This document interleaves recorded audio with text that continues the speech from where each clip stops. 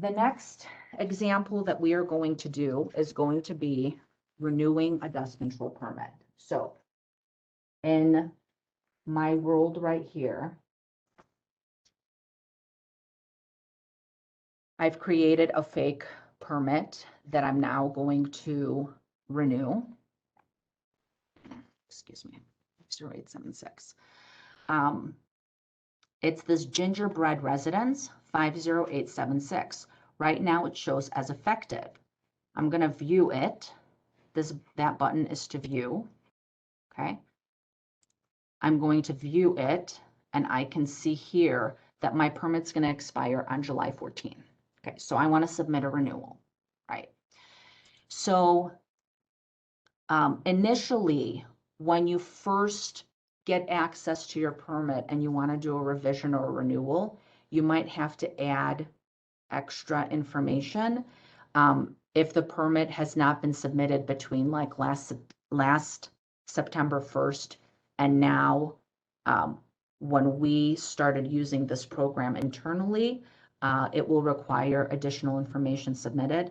If it was submitted between this time frame, the renewal process ends up being a lot easier. So to renew your permit, you click this blue renew button. You're on your permits tab, and you're going to click on renew.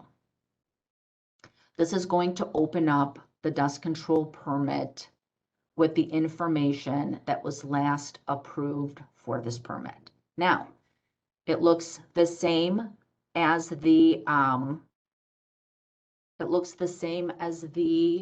new, but the information is already here. Okay.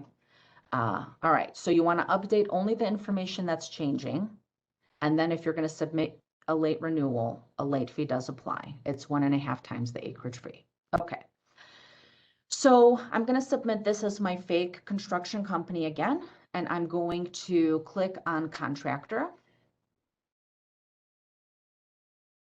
Okay, and I'm going to review the information here. So permittee, well, this is still the same. I'm still the president. That's still my contact info. Let me check on my on-site. Let me verify it's still John, and his dust card is still valid. So that's good. I don't have to change. Okay, so I'm still in the renewal application. And project information.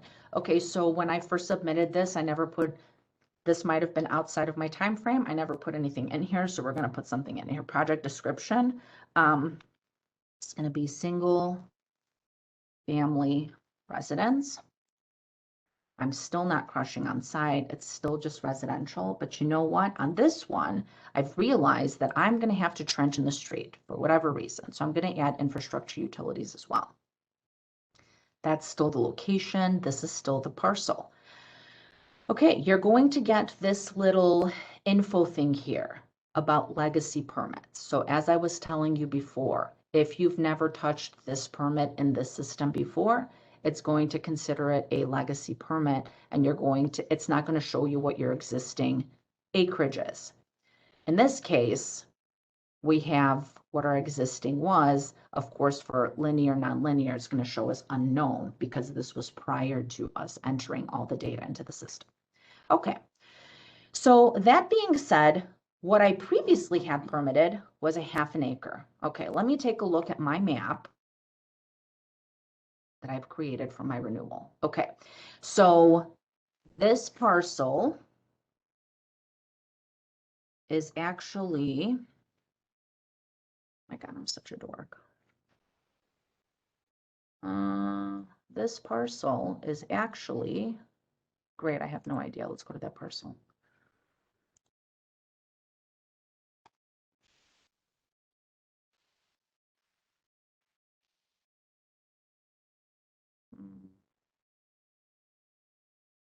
Sorry, guys, give me 1 sec. Let me just go to this parcel number. Well, I know I forgot something this morning.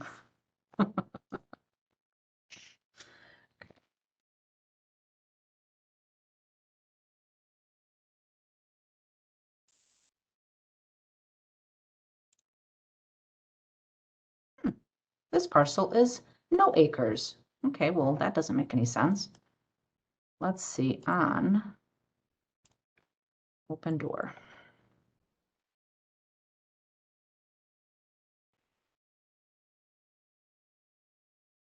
Oh, that is 3. What is happening here? 3. Okay, this parcel is 1.2 acres. So when I first submitted this dust control permit application, I was only permitting a portion of this parcel. Okay, maybe I was just stockpiling for the initial period. So now I want to permit the whole thing because I'm going to start building on it, okay? So I am going to select in here a nonlinear 1.2 because that is what I'm going to be permitting now to start building on it. And I'm going to permit my linear area of trenching in the street. 490 feet long by 10 feet wide. Okay. Now you can add multiple segments, right? If you've got a project with multiple differing linear lengths and widths, you're going to want to separate them out. We're going to want to see them on your map, and we're going to want to know what those dimensions are. So my previous project acreage was 1/2 acre. I am now renewing for 1.31 acres. Okay, so let's move on to my dust mitigation plan. I'm going to use a hydrant and I'm going to use a water truck. But you'll notice there's no supplement to the mitigation plan requirement because this project is less than 10 acres. There's also no requirement for a dust control monitor because this project is less than 50 acres. Now, as I said before, if this project is 30 acres and I'm next door to my other project that's 30 acres, you need to have a dust control monitor, in which case, you know we're going to ask you for it, so just put the information in, right? But in this case, this one is only 1.3 acres, so this one is not. The same certification statement is here by the responsible official. I'm going to check off that I'm the owner and I have the authority, and this is my signature, and this application is correct. Project map. Okay, every application must have a project map. We're going to select our file. This is my renewal map for this permit. Okay, and I'm all done. Here's your demolition stuff that you have the option to upload here instead of submitting it in person. Okay, and we're going to submit. And that's it for the renewal. You'll see right here, this goes into your applications tab as received. If you go to your permits tab, you'll notice that this is still your effective permit, but you don't have the option to revise it or renew it. You've submitted this application. So we don't want you to close it, or we don't want you to revise it now because you've just submitted your renewal. So if you say, oh my God, did not mean to do that, and you send us an email, oops, I made a mistake, we can always withdraw that application and then it will be visible to renew or revise here. And in your apps tab, it'll show as withdrawn. Okay, so that's a renewal.